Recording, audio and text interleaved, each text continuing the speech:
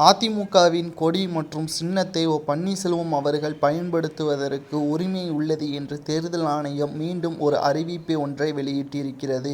இதனால் எடப்பாடி பழனிசாமி அவர்கள் அதிர்ச்சி அடைந்துள்ளார். சமீப காலமாகவே பன்னீர்செல்வம் அவர்களுக்கு ஆதரவுகள் பெரும்பான்மை அதிகரித்து வருகிறது. குறிப்பாக டெல்லியில் இருந்து மிக முக்கியமான புள்ளிகள் பன்னீர்செல்வத்திற்கு ஆதரவுகள் அளித்து வரும் நிலையில் பாஜக அதிமுக கூட்டணி கிடையாது என்று எடப்பாடி பழனிசாமி அவர்கள் அறிவித்த இருந்தே பல பிரச்சனைகள் எடப்பாடி பழனிசாமியை சுற்றி வந்து கொண்டுதான் இருக்கிறது.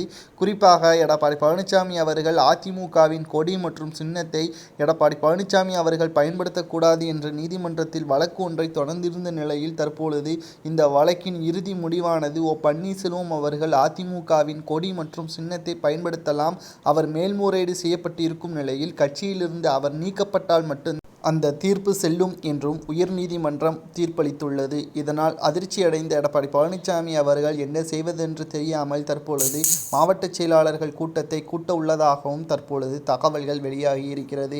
ஏற்கனவே பல பிரச்சனைகள் சூழ்ந்து கொண்டு இருக்கும் எடப்பாடி பழனிசாமி அவர்களிடம் தற்பொழுது புதிதாக பன்னீர்செல்வம் அவர்களுக்கு சாதகமாக தீர்ப்பு வந்ததன் காரணத்தினால் எடப்பாடி பழனிசாமி அவர்கள் மிக மனவேதனை அடைந்திருப்பதாக, நாடாளுமன்ற தேர்தலுக்கு முன்பாகவே அதிமுகவில் இருந்து தன்னை பிரித்து விடுவார்கள் என்ற பயமும் தற்பொழுது வந்துவிட்டது. ஏற்கனவே அதிமுகவில் தனது ஆதரவாளர்களை துரோகம் செய்யும் அளவிற்கு நெருங்கிவிட்டார்கள். இனி கவனமாக இருக்க வேண்டும் என்று கே.பி. முனுசாமி அவர்கள் எடப்பாடி பழனிசாமி அவர்களிடம் தனிப்பட்ட முறையில் பேசியுள்ளார். அதாவது எடப்பாடி பழனிசாமி அவர்களுக்கு எதிராக வைத்திலிங்கம் அவர்களும் சி.வி. சண்முகம் அவர்களும் தற்பொழுது மிகப்பெரிய ஒரு மறைமுக திட்டத்தை போட்டு வருவதாகவும், கூடவே இருந்து துரோகம் இழைக்கக்கூடிய வகையில் தான் சி.வி. சண்முகம் அவர்கள் இருக்கிறார் என்று கே.பி. முனுசாமி அவர்கள் எடப்பாடி பழனிசாமி அவர்களிடம் கூறியுள்ளார்.